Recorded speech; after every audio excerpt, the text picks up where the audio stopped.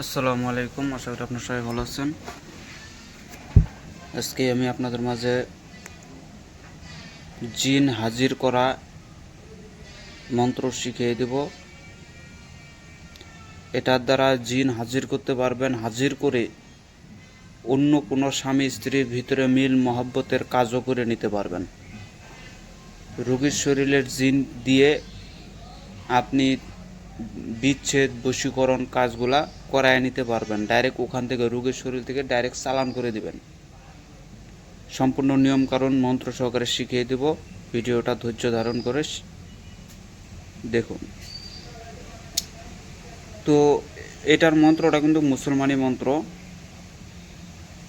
খুব ভালো কাজ করে। আমি ঠিকঠাক করে ভিডিও দিতে পারতেছি না, একটা টেনশনের মধ্যে আছি।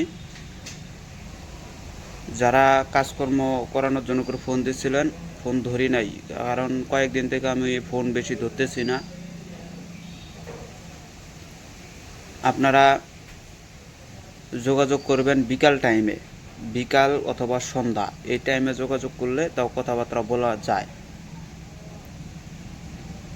আমি 10 তারিখের পরে ঢাকায় ঢুকবো, 10 তারিখের পরে ঢাকায় ঢুকবো। যদি কারো প্রয়োজন পড়ে অবশ্যই যোগাযোগ করবেন।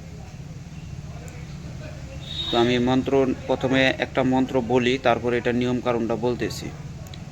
এটা দিয়ে প্রথমে রুগীকে পাক সাফ করাইয়া, যদি তুলা রাশি হয় তাহলে তার উপরে যদি হাজির করেন, তাহলে তাকে পাক সাফ করাইয়া আপনি তার উপরে এই মন্ত্রটা অ্যাপ্লাই করে হাজির করবেন।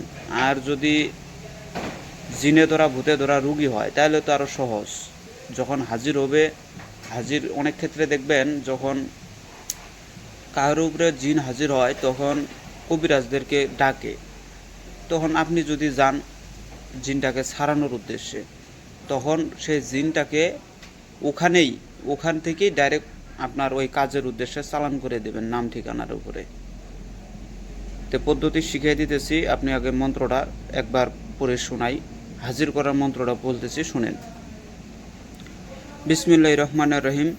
তাওরাত, জাবুর, ইনজিল, কুরআন, আসমান জমিনের মধ্যে জিন ধরে আন।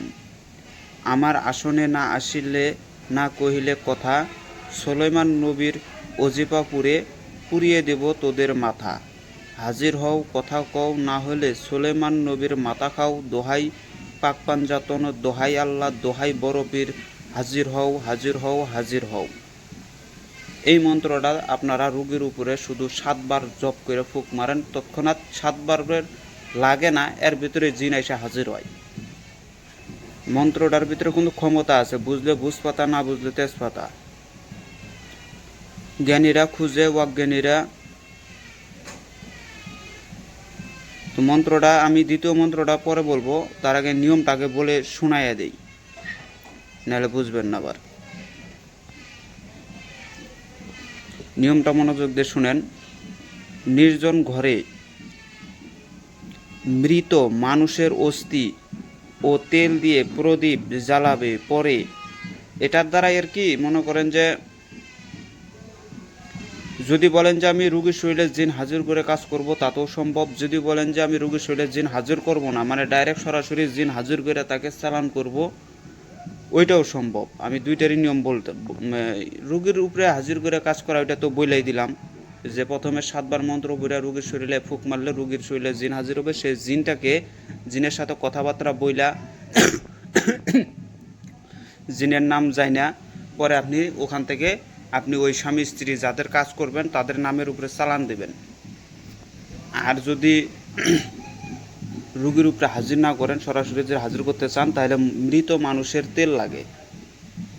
মৃত মানুষের তেল দ্বারা প্রদীপ জ্বালাইয়া এই মন্ত্র 1 মালা অর্থাৎ 108 বার জপ করিবে। এতে জিন সরাসরি হাজির হবে। পরে 2 নম্বর মন্ত্র 21 বার পাঠ করিয়া জিনের মানে যে কাজে চালান দেবেন সে কাজের কথা বলবেন।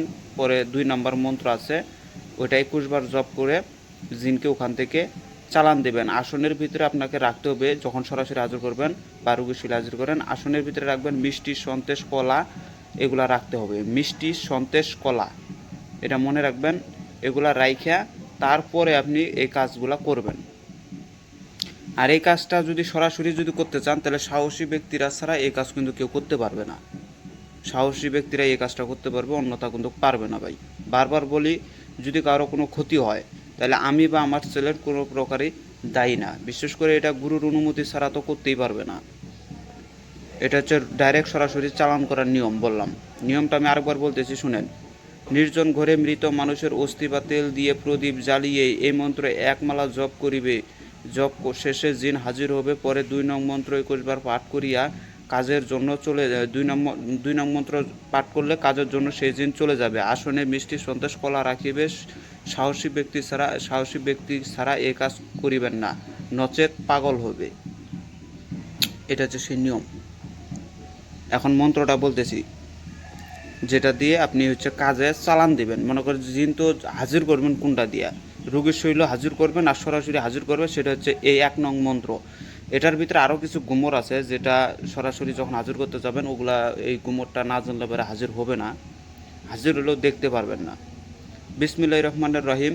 তাওরাত, জাবুর, ইনজিল, কোরআন আসমান জমিনের মধ্যে জিন ধরে আন, আমার আসনে না আসিলে না কইলে কথা সুলেমান নবীর অজিফা পুড়িয়ে পুড়িয়ে দেব তোদের মাথা। হাজির হও, কথা কও, না হলে সুলেমান নবীর মাথা খাও। দোহাই পাক পাঞ্জাতন, দোহাই আল্লাহ, দোহাই বড় পীর, হাজির হও, হাজির হও, হাজির হও। এই মন্ত্রটা আপনাকে চালান দিতে হবে। আর এটার গুমর হচ্ছে কবর এবং শ্মশানের মাটি দিয়া আপনাকে আসনটাকে লেপন করিয়া ওই আসনের উপরে বসে থেকে আপনাকে এই মন্ত্রটা জপ করতে হবে।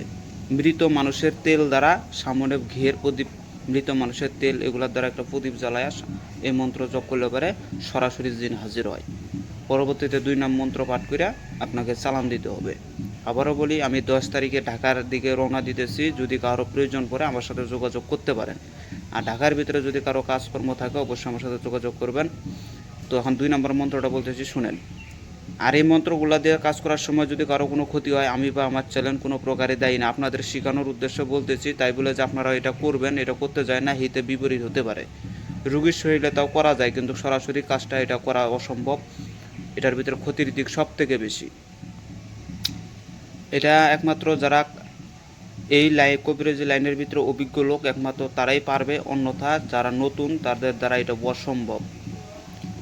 বাইশের জিনটাকে হাজির হলো, আপনি তাকে কন্ট্রোল করতে পারলেন না, তাইলে কিন্তু আপনি পাগল হবেন। আমি বারবার বলি, পাগল হবেন।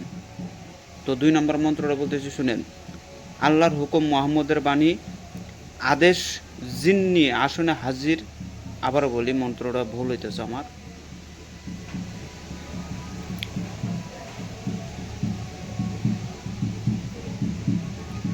বিসমিল্লাহির রহমানির রহিম। আল্লাহর আদেশ না, আল্লাহর হুকুম, মোহাম্মদের আদেশ, জিন্নি আসনে আসিয়া তুমি সন্তেষ কলা খাও। অমুকের কন্যা অমুকের কাছে যাও।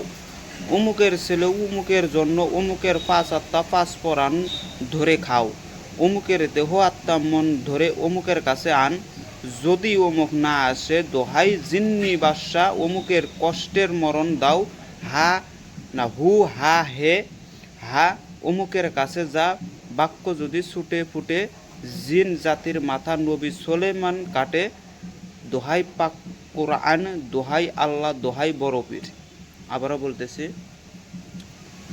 আল্লাহর হুকুম, মোহাম্মদের আদেশ, জিন্নি আসনে আসিয়া তুমি সন্তেষ কলা খাও। অমুকের কন্যা অমুকের কাছে যাও। অমুকের ছেলে অমুকের জন্য অমুকের 5 আত্মা 5 পরাণ ধরে খাও। অমুকের দেহ আত্মা মন ধরে অমুকের কাছে আনে। যদি অমুক না আসে, দোহাই জিনের বাদশা, অমুকের কষ্টের মরণ দাও। হু হা হে হা, অমুকের কাছে যা। বাক্য যদি ছুটে ফুটে, জিন জাতির মাথা নবী সোলেমানে কাটে। দোহাই পাক কোরআন, দোহাই আল্লাহ, দোহাই বড় পীর আব্দুল কাদের জিলানী। এই হচ্ছে মন্ত্রটা। তো আমি মন্ত্র দিছি, নিয়মও দিছি, সবই দিছি। কাজ করার দায়িত্ব আপনার। যদি কাজে কোনো ভুল ভ্রান্তি হয়, আপনার করতে যদি অসুবিধা হয় এবং কাজ করার সময় যদি আপনার কোনো প্রকার ক্ষতি হয়, আমি বা আমার চ্যানেল কোনো প্রকারই দায়ী না। তো ভিডিওটা ভালো লাগলে অবশ্যই একটা লাইক, কমেন্ট, শেয়ার করে আমার পাশে থাকবেন। ধন্যবাদ। আর যারা শেখার জন্য ইচ্ছুক তারা আমার সাথে যোগাযোগ করবেন। 2100 টাকা গুরু দক্ষিণা প্রথমে নেব। এটা আমার হোয়াটসঅ্যাপ গ্রুপ আছে, সেখানে শিশুদেরকে শেখানো। এটা ভর্তির ফিস নেব 2100 টাকা, মাসে মাসে 1000 টাকা করে নেব।